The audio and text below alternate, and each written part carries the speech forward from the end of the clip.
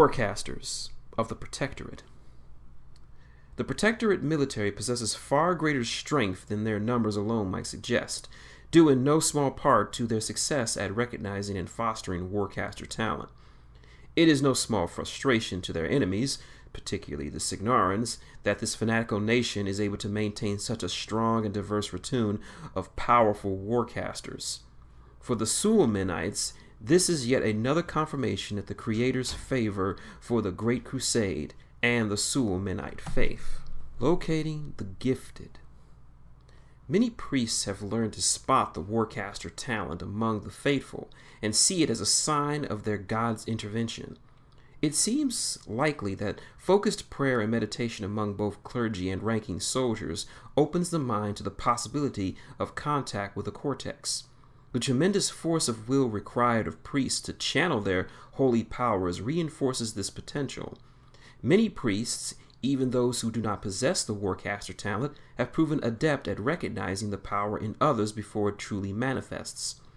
Senior war priests who have accompanied warcasters in the battle for many years often develop an uncanny ability to sense latent potential in people. An individual capable of warcasting is rare even among the clergy, but the Protectorate has managed to unearth many such precious jewels from among its population and polish them to readiness. Had they been born in another kingdom, a good number of these individuals may have never had their true potential recognized.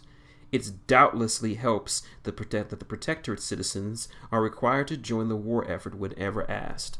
Nearly a third of the population serves in garrisons or crusades, which can bring them into close contact with both warjacks and those sensitive to the talent to control them.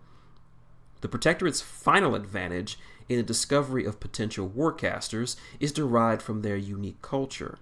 The priesthood keeps itself frighteningly well informed about the activities of the people. Indeed, no other nation of the Iron Kingdoms polices its citizenry as close. With supernatural manifestations viewed as potential heresy, many parents willingly give up a child who demonstrates unexpected gifts. In the Protectorate, there is a sharp divide in attitudes regarding the warcaster talent, seen as a blessing, and raw sorcery, which can be considered profane. Discerning between these two sometimes similar talents requires testing and scrutiny, usually conducted by the Scrutiny caste. In the past, those who were with the nascent potential for sorcery were put to death. Now, those who harbor the talent for warcasting may instead find themselves placed in the tutelage of the masters of the Lyceum, where they are taught to use prayer to discipline their talents. A caste apart. Though the path of a warcaster comes with its own set of challenges and responsibilities, those born with the ability to control warjacks escape many of the hardships thrust upon other gifted individuals living within the borders of the Protectorate. Even though summary execution is no longer the sentence for all profane practitioners of magic, most such individuals are marked and set aside to live under careful surveillance and are never fully trusted. Those deemed controllable and repentant regarding the unholy nature of their powers are inducted to the vassals of Menothe, where they work to forge and maintain weapons and warjack-grade cortexes. Many are restrained by chains and shackles to remind them that their very existence is a mercy and that freedom is a luxury they are not allowed. While adequately pious Menite volunteers who join the vassals are allowed greater freedoms than those who have been forcibly inducted, those serving in this role are still regard their powers with shame. Not so warcasters, whose powers are linked with the same source of that which flows through the ruling priests of the theocracy, the god Menothe. Even for warcasters who are not themselves members of the clergy, their power is still considered divine rather than profane. This theological argument was made explicit soon after the founding of the Protectorate, so its armies could contend with its enemies. As a manifestation of Menoth's blessing, a warcaster can be celebrated, is to be celebrated rather than disparaged. In a nation where many subsist on minimal food and carve out a living in the harsh wasteland as best they can, warcasters rarely want for anything. Their health and well-being are a priority of the state, though they are not often given time to savor or enjoy these benefits. Their place is on the battlefield, especially since the start of the Great Crusade. Those discovered to possess warcaster talent often have their world reshaped overnight, with even the poorest among them being elevated to the highest levels of society. The privileges of a warcaster station can be considerable, including relatively spacious living quarters inside of a barracks, adequate food, the best arms and armament the Protectorate can forge and produce, and access to education, with priests dedicated to steeping them in the canon of the true law. Greater understanding of their faith through these teachings not only grants budding warcasters the spiritual strength and resilience that accompanies a close relationship with Menothe, but also gives them insight into the way the Protectorate is governed by its clergy.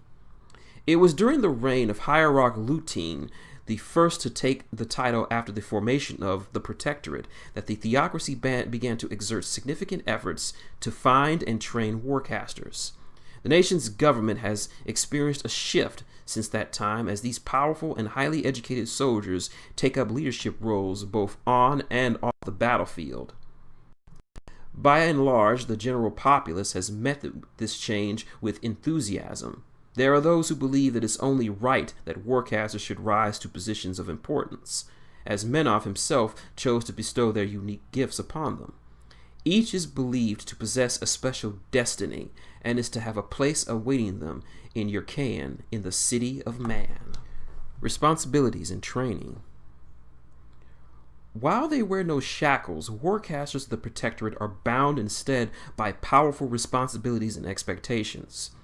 Though most are grateful for the opportunity to perform the will of the Creator of man, not all warcasters find their path easy to walk. Their preeminent positions place tremendous demands upon them, and the price of failure is high. Even those among them who are priests face constraints, the life of pious introspection or tending a flock that is not for them, for their place is among the battlefield leading soldiers of the faith. Whereas others within the Protectorate are expected to serve Menothe in specific capacities, warcasters are afforded great self-determination, provided they do not shirk their military duties. Regardless of their personal disposition, warcasters are expected to be leaders on the battlefield and to use their powers as a burning brand against heresies of other nations. They must be able to look beyond their martial orders to the needs of the entire theocracy, to command soldiers on the battlefield, and to answer the commands of the hierarch. The development of a warcaster is as much a matter of martial training as it is of theological indoctrination and purification. All warcasters are taught to channel the magic given to them by the Creator, but each possesses unique abilities and affinities. Whereas one warcaster might develop spells that can protect others from harm or make warjacks more efficient in battle, another might manifest the power to destroy the enemies of the Protectorate with tempests of all-consuming and cleansing fire. Though warcaster talents are diverse, some affinities are more common than others. The ability to manifest fire is particularly prevalent, likely due to the fact that Menothe's gift of flame is ideally suited to wage war against the armies of the heretics. Some theologians within the Protectorate hypothesize that each warcaster represents a specific passage or interpretation of the canon of the true law. Others believe that the warcaster's own understanding of the canon shapes his or her own manifestation of the warcaster gift. Warcasters who manifest their abilities later in life, typically while training with one of the Protectorate's martial orders, usually remain with their own specific order. Otherwise, those who were not already inducted into the military or part of the priesthood may be assigned to a suitable order after their talent is discovered. Receiving a fledgling warcaster into their ranks is viewed as a great boon to many of the martial orders, as it ensures that they will have a powerful warrior and advocate on their side.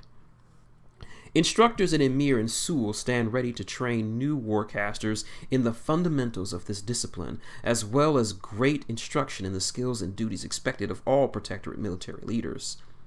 Most major monasteries and temples have senior war priests capable of helping new warcasters learn to harness their abilities and integrate them into their fighting discipline.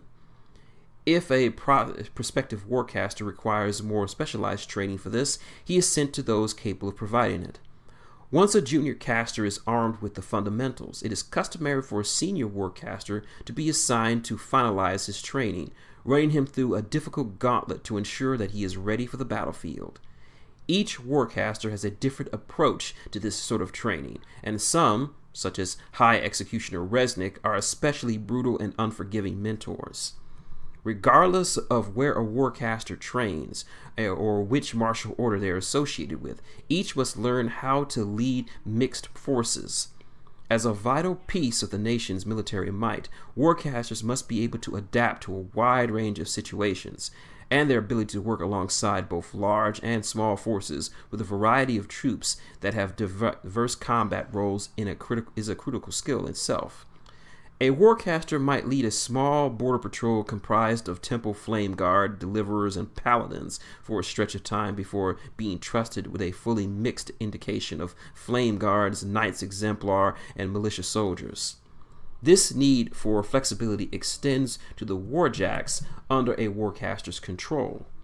Though some warcasters favor certain jacks, each is expected to eventually become familiar and proficient with a wide range of the machines. During the final phase of training, warcasters travel to the capital of Emir, where the vassals of Menoth and the Sul Midnight artifactors work to familiarize them with the warjacks and weapons they will employ in battles to come.